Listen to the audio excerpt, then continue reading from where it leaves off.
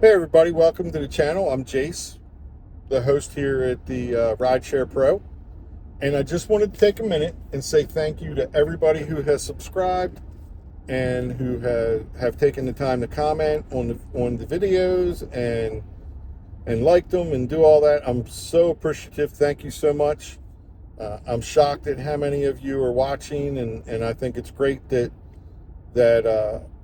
we're getting a conversation going, and I appreciate it. So by all means, if you like these videos, please take a minute to subscribe to the channel and smash that like button. And I'll keep making videos. We can get a conversation going, and hopefully the end result is people make more money and like getting out here and driving Uber and Lyft. Thanks. So let's take a minute and talk about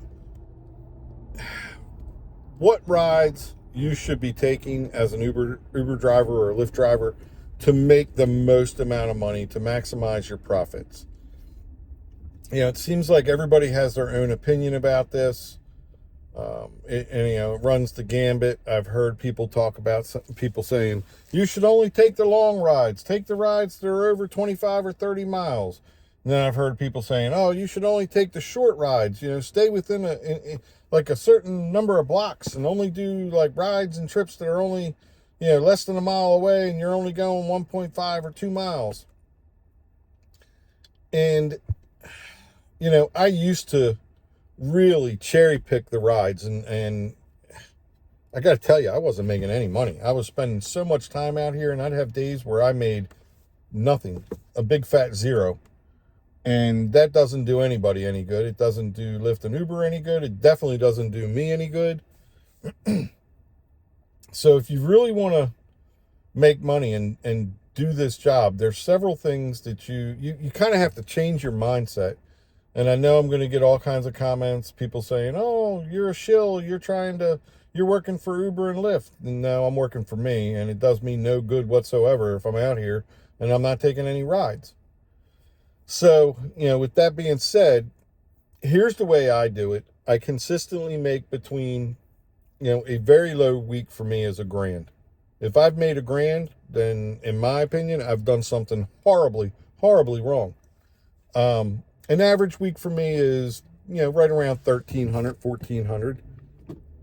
And that's not counting cash tips. I never count my cash tips as how much I make, part of what I make in a week, as far as explaining to you guys and girls what I make. Simply because between my wife and daughter, my cash tips, they pretty much get, appropriated very quickly. So anyway, here's how I do it. I tend to look for rides, and I like rides that are right around 2 to no more than 10 miles. Now, I will take trips that are over 10 miles. I'll take trips that are 30 miles, okay? But I will not take those trips if they are going to somewhere that I won't drive. For example, all the way up in Baltimore City or something like that. I'm not gonna drive around Baltimore City. I'll take trips down into DC because I can get in and get out rather quickly. Well, I wouldn't say rather quickly. Traffic is horrible down there. But, these are places I'm familiar with and that I can drive and I can get in, and I know some tricks to get out, and I can try and maximize how much money I'm making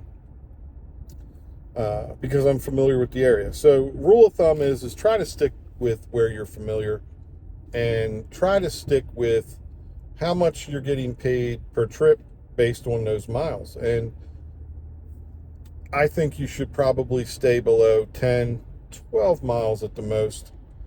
They tend to be the most profitable trips. Lots of times it's within a mile to 3 miles to pick that person up, and then you just take and do your 6, 7, 8 mile trip, and you're done. And they usually range between say $7.50 up to maybe $14. But usually the sweet spot for those trips is right around $8 or $9. And if you get just one or two, $2 to $5 tips on any of those trips, it ups the average for all those trips to right around $10. And if you do 25, 30 trips in a day, 35 trips, you're at $250 to $350 in that price range. Oh, hang on, my wife is calling. All right, so now that I'm back, that was my wife and daughter calling. Now that I'm back, let's get back to talking about, as an Uber driver, how you should be looking at your trips and what you can do to hopefully maximize how much money you make when choosing these trips. So, like I said, I like to pick trips that are somewhere in that sweet spot. The majority of my trips, I try not to pick trips that are over 10 or 12 miles, 12 being the max. Every once in a while, I'll do a long trip, like to Dulles or something like that, but not very often. I try to avoid them. And there's several ways. I do think that as Uber and Lyft drivers, we're making a huge mistake when we say, oh, we need to make X amount per hour. We're not hourly employees. That hourly wage, if you want to look at it from that standpoint, that will come, but you should be more concerned with the mileage and per trip price. You want to be well over $1 a mile, plain and simple. Everybody's real quick to say it costs 70 cents a mile to drive.